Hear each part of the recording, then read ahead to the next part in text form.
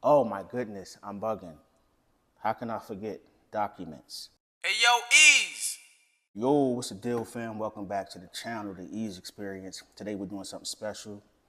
Slick Rick the Ruler is back with the album after 2 decades. It's been a minute. I'm excited. Let's get into the reaction. Tell you how I feel. Be honest about it, and no crazy breakdowns. My honest thoughts, man. All right, let's get right to it. Track number one, Stress.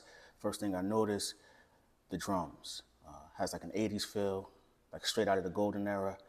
Rick has a nice pocket. His ability to find pockets is astonishing, man. Like after all these years in the game and his absence, I was very impressed with that. He sounds comfortable, real comfortable. If you listen closely, the track is very minimal. Breakbeat, bass line underneath. You feel more than you hear, which is a great thing. I like the melody of his voice. Rich, his inflections is what sets him apart from a lot of people. The way he plays with his tone, melody. When it comes to melody, he's a genius, man. So Stress is a cool track, all right? Angelic, the title fits the song perfectly. Is angelic for real. The top line melody is simple but inviting, plush. Slick Rick's delivery, I like it a lot. He feels or sounds very comfortable on this. I know it's early in the reaction, but this is a top 3 track on this album in my opinion.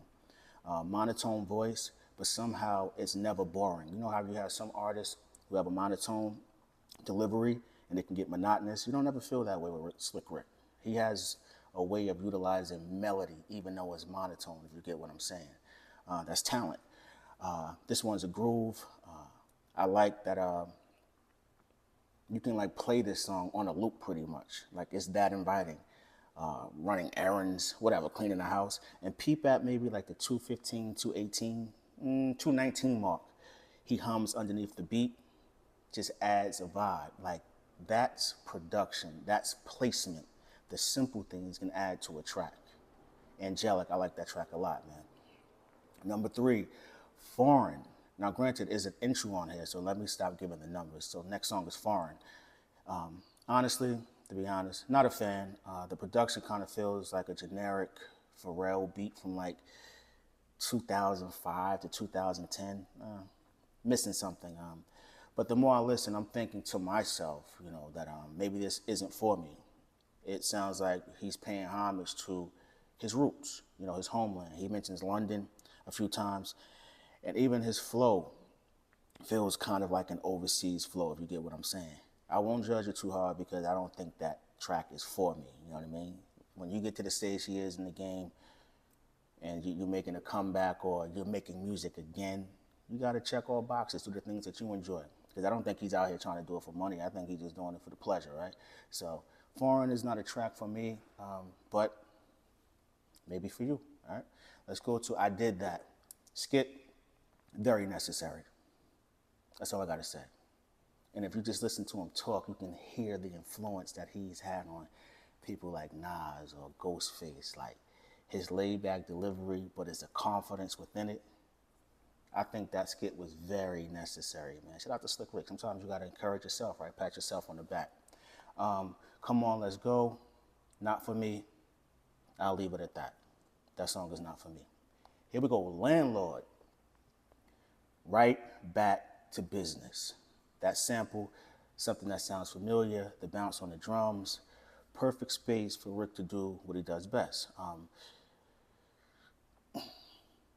It's kind of simple, straight to the point, which is the best thing in my estimation when it comes to Slick Rick's music, because when it's simplistic, it leaves room once again for him to find a pocket, and he's very good at that.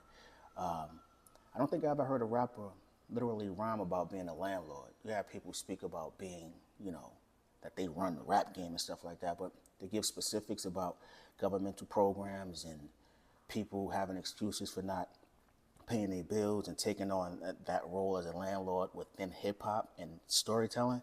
I think that's the first time I've ever heard that, man. And that's why he's, considered to be one of the greatest storytellers ever. The art of storytelling, right? That's fire, Landlord. Shout out to Slick Rick, man. And people don't understand, man, like what he's doing. At this stage in his career, after a 2-decade plus absence, to be able to come back and tap into those different elements is fire. And I don't know when these songs were recorded, but I doubt if they were recorded. Shout out to Slick Rick, all right? Spirit to Cry. Production is cool. Piano feels like a 50s to 60s ballroom dancing joint. Drums got the snappy rim shot. And I love how they're hitting the bell on the ride cymbal, but it's not ringing. There's a decay on it, not overbearing, just clean. It feels like the track itself, production is unquantized. It gives it a natural feel, natural groove. Again, Slick Rick using his voice as an instrument, laying some harmonies in there, is a real inviting track.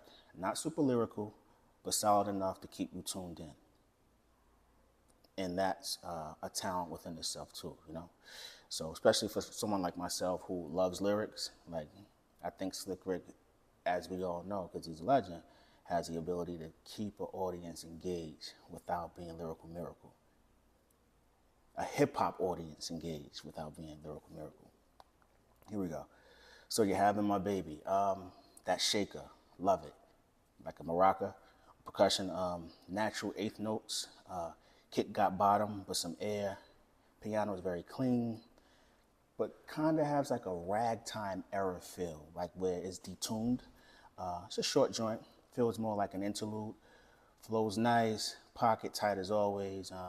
I ran this back a few times trying to make sense of the lyrics itself, because, you know, like I stated, I love lyrics, thinking that there's a story within it, and I couldn't really grasp the direction he was going in, but I could be wrong. Maybe I missed something, right? It takes time to catch certain things, and this album is even 2 weeks old. So let me know in the comment section if you felt as though there was more to the song that I missed out on, or it was just him just, you know, rapping. Let me know. Next track, Cause I'm Here. Don't mind this one. Sometimes the flow didn't feel like it fit the actual production perfectly. So I like house music, I appreciate it, but I don't feel like the execution on this one was great. But music isn't always going to be perfect, right? Feels like Rick is once again tapping into the stuff that he loved from back in the day in his era. And house was very big, you know. It's still big for some people. It has its demographic, but at one point, yeah, it was that thing, you know. It's a bottom heavy loop, constant vocal sample, and Rick is in pocket, you know, doing what he does.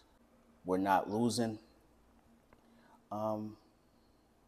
I don't know, this joint, it sounds raw. It feels like something RZA would have done back in the early 2000s, or maybe in the Bobby Digital era.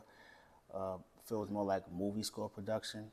Airy snare that rings out, warm kick, hi-hats placed real sparsely in between notes, clean. Is this something I would play repeatedly? Probably not, you know, but I get it.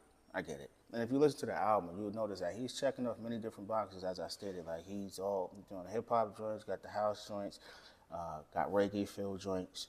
He's just having fun, it seems like, doing what he wants to do, right? Another great adventure. This brought the album full circle. Early in the reaction, I mentioned like EPMD, like the 80s feel, I think on Stress, if I'm not mistaken. And this joint right here kind of like mimics that as far as the drums go. It literally could have been produced by the Green Eye Bandit, Eric Sermon.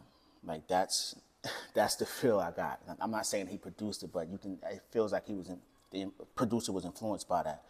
Just a classic hip hop drum loop, or just a loop, I should say. Bass line that's felt more so than heard. Rick just having fun, lighthearted joint without sounding cheesy. You get what I'm saying?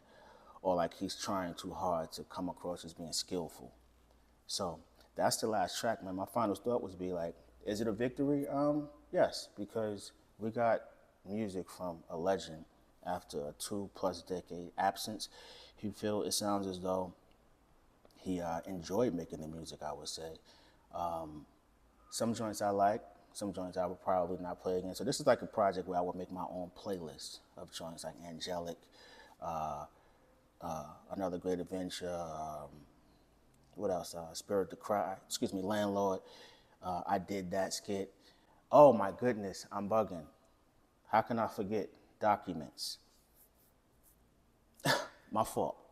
Documents. Nas bodied that. So many references, relatable references, sparse production. I don't even think there's a bass line in it. It's just drums, like strings. And to hear them make a track together and it doesn't sound forced. Because sometimes icons can get together and you'd be like, it doesn't live up to hype. But they sound as though that was meant to be. Like Slick Rick's presence, his delivery, didn't overdo it. Play like the point guard role and let Nas come through and drop 35 and 10. You know what I'm saying? Like, documents is fire. So you got to add that to the songs that I would definitely play. If I can change anything, some of the songs, the mix was, I think Young Guru did mix this album, if I'm not mistaken. Tony Dorsey was the mastering engineer. Some of the mixes were, I don't know, but it sounds like they was mixing in the box. So you don't even know what he received to mix down. You don't know if he recorded it or Slick Rick recorded it and emailed the joint. So I'm not going to be too hard on that. But, just giving grows and glows. Overall, like I said, there's some songs on here I listen to repeatedly going forward. And there's some songs I won't, but I'm glad to have Slick Rick back. Salute to Nas, salute to Mass Appeal, salute to all the fans who appreciate the music. And let me know what you think in the comment section. Slick Rick, Victory album. On a scale of 1 through 10, what are you rating it? It's your man Eeze, the Eeze Experience. Go get yours. Yeah. Hey, yo, Eeze.